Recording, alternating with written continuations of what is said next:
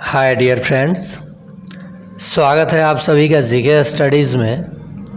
आइए आज के क्लास में हम लोग देखेंगे सक्षमता 2 में पूछे गए कुछ महत्वपूर्ण गणित के प्रश्न जो सक्षमता 3 के लिए काफ़ी महत्वपूर्ण होगा और 100% लड़ने का चांस रहेगा।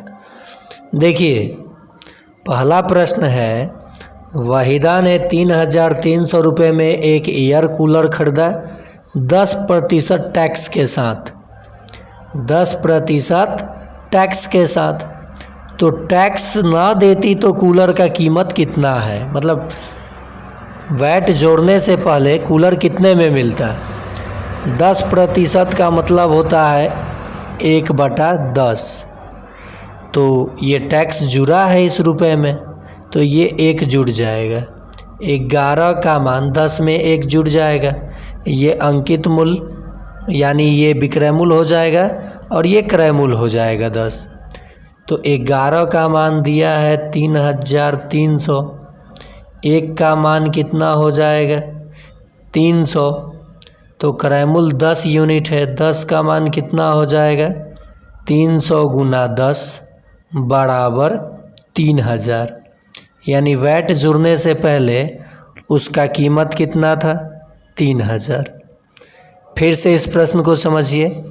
और हाँ, ये केवल सक्षमता के लिए नहीं, सीटेट 2024 यानी दिसंबर का जो एग्ज़ाम होना है उनके लिए भी ये महत्वपूर्ण होगा।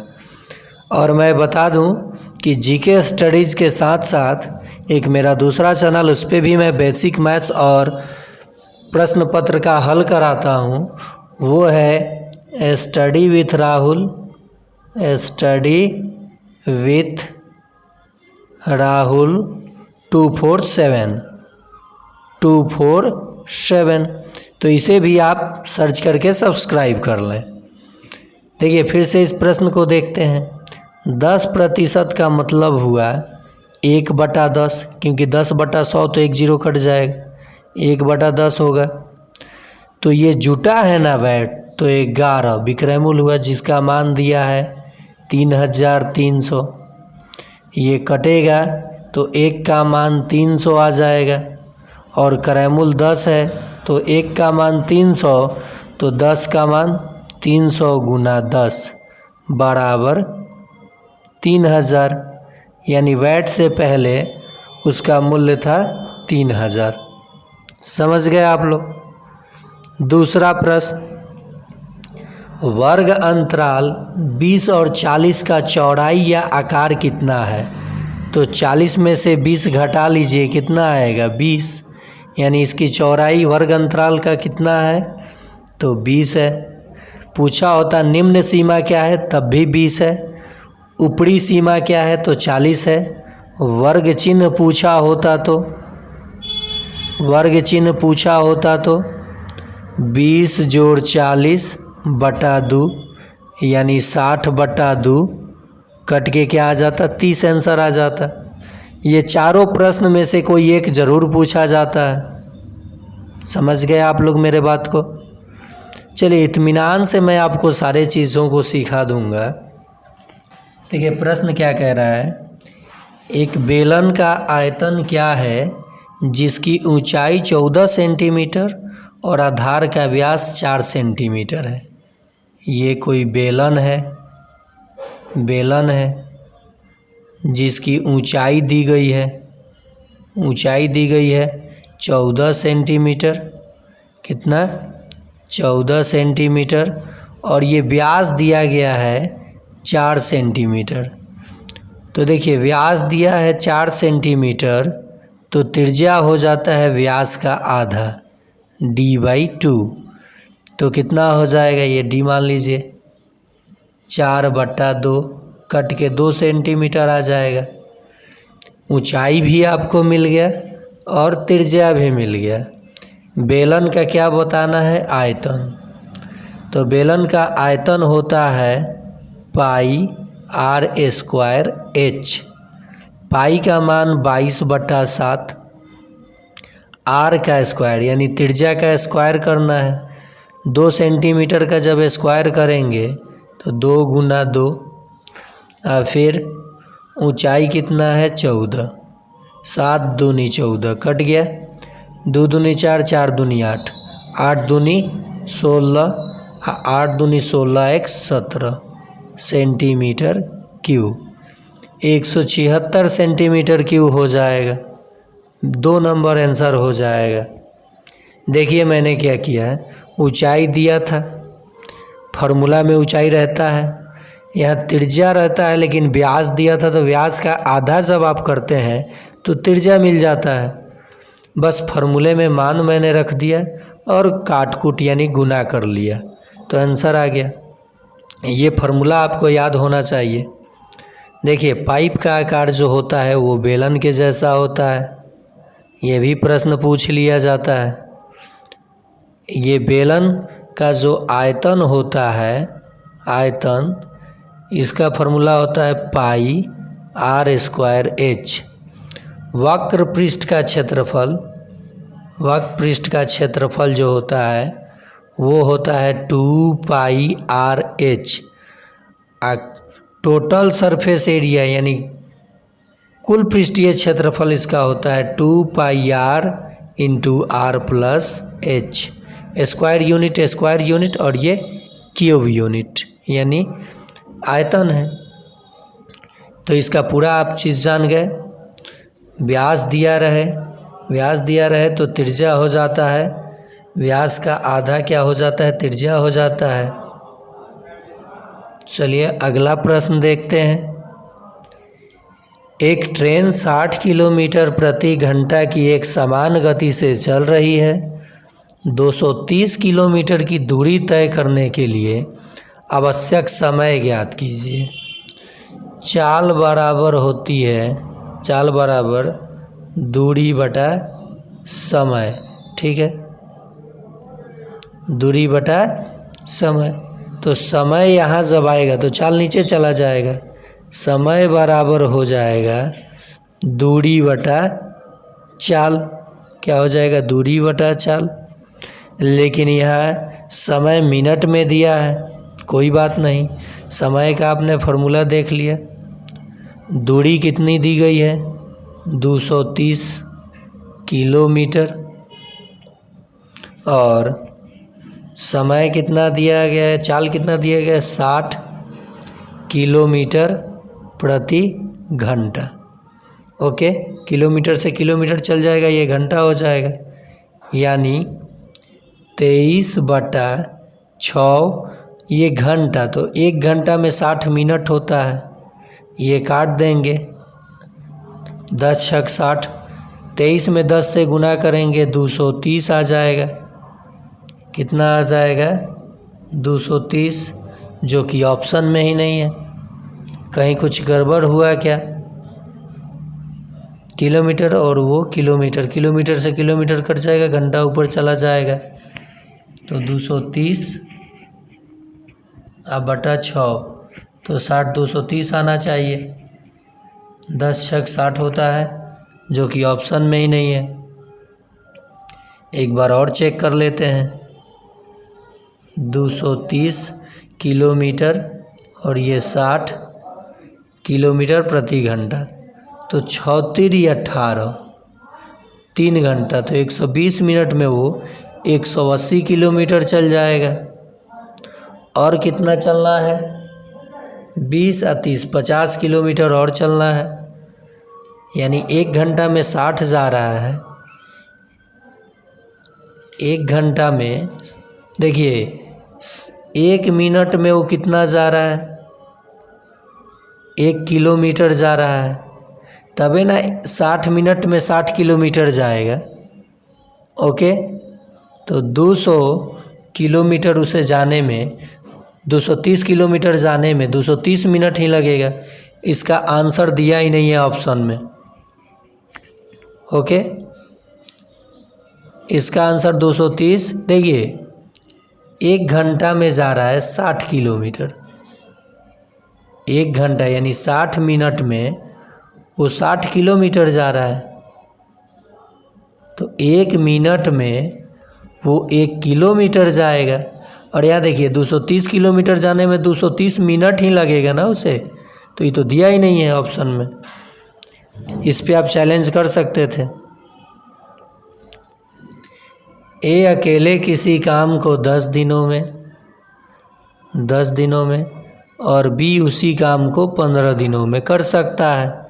दोनों जब मिल जाएंगे तो उस कार्य को कितने दिन में कर देंगे? तो इसके लिए मैं आपको सबसे बेस्ट ट्रिक बताया था कि इन दोनों का एलसीएम ले लीजिए। काम टोटल है 30 यूनिट, 10 और 15 का लघुत्तम होगा 30, 10 तिया 30, 15 दूनी 30। इन दोनों को जोड़ लीजिए, 3 अदू 5, 30 को 5 से भाग दे दीजिए, जो आएगा काटने के बाद संख्या वहीं दोनों मिलकर उतने ही दिन में काम समाप्त कर देंगे। तो 6 दिन आंसर हो जाएगा। समझ में आया आपको ये प्रश्न? तो कीजिए इस चैनल को लाइक, और दूसरा चैनल स्टडी विथ राहुल 247।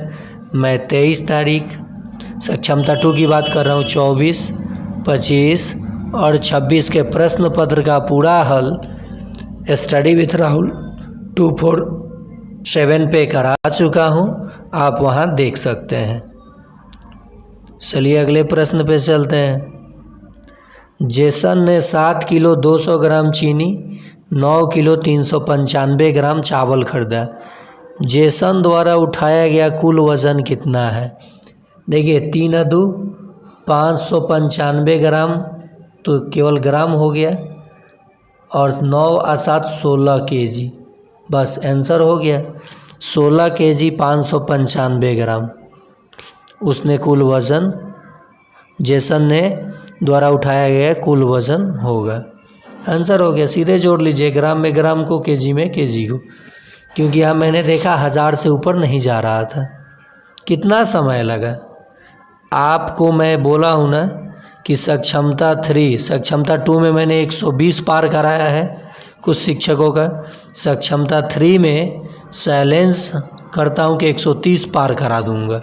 अगर जो लोग चैनल पे जुड़े रह गए, दोनों चैनल पे, उनका पूरे 24 घंटा का, एक दिन का पूरे 24 घंटा का, वो मात्र हमें उनका 60 मिनट चाहिए, यानी 1 घंटा इस चैनल पे, 1 आवर। वो केवल वीडियो को देख लें। चलिए अगला प्रश्न, लंबाई के योग की गणना करें। देखिए सेंटीमीटर सेंटीमीटर सेंटीमीटर, 100 से ज़्यादा नहीं भाग रहा है। तो देखिए यहाँ 55 और 13 कितना हो जाएगा?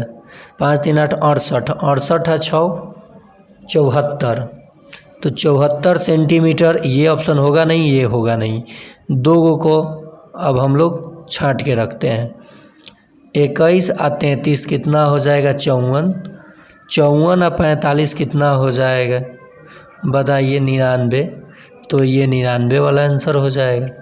ऐसे नहीं समझ में आया तो देखिए 21 मीटर, 33 मीटर और 45 मीटर, मीटर को मीटर के साथ 13 सेंटीमीटर, 55 सेंटीमीटर और 6 सेंटीमीटर,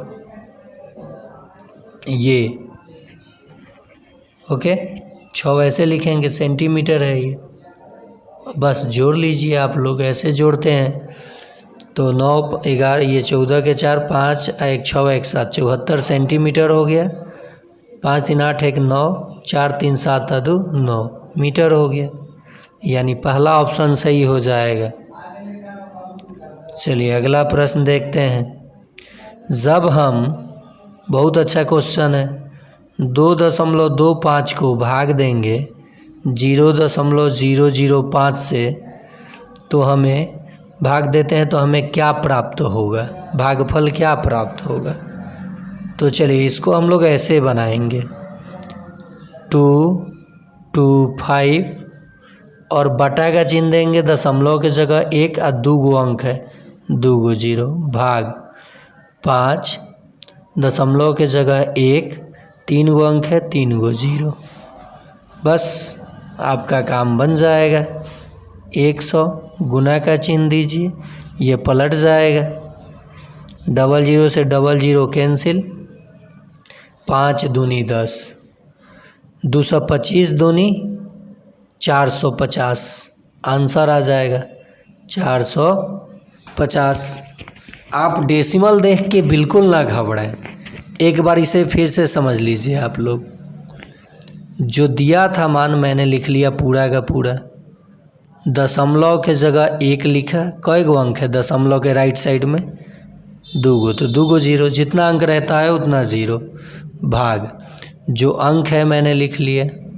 दशमलव के जगह 1, 3 गो अंक है, 3 गो जीरो, बस अब कैलकुलेशन कर लूँगा, आंसर आ जाएगा। गुना पलट जाएगा, ये बटा का आप भाग जानते हैं ना कैसे बनता है, कट गया और ये 2 बार में।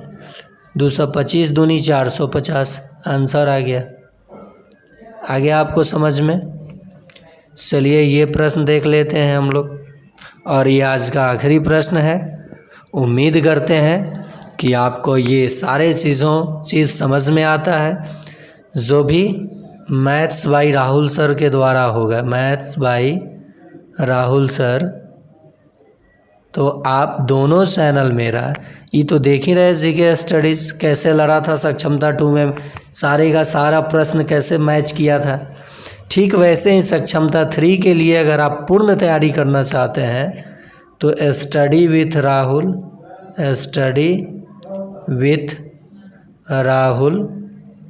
247 को ज्वाइन कर लें, सब्सक्राइब कर लीजिए। कोई भी फी आपका नहीं लगेगा, आपका 100% लड़ने वाला प्रश्न ही मैं बताऊंगा, इधर उधर का प्रश्न नहीं बताऊंगा। देखिए 29 प्लस माइनस माइनस प्लस हो जाता है 63, 9 3 12 के 2 हाथ में 1, 6 2 8 1 9, 92 आंसर हो जाएगा। तो ये था आज का इम्पॉर्टेंट टॉपिक जो कि सक्षमता 2 में पूछे गए प्रश्न का सॉल्यूशन मैंने कराया। मैंने सब चीज़ों का प्रश्न पत्र का ही सॉल्यूशन दूसरे चैनल स्टडी विथ राहुल 247 पे करा दिया हूँ, आप वहाँ देख सकते हैं। और सक्षमता 3 में 130 से भी ज़्यादा अंक पा करके रिकॉर्ड तोड़ सकते हैं। केवल अच्छे मतलब एक समय निकालिए, अपना समय बनाइए और इस चैनल को देखिए। फिर मिलते हैं इसी जोश और उमंग के साथ, इसी जगह, इसी समय।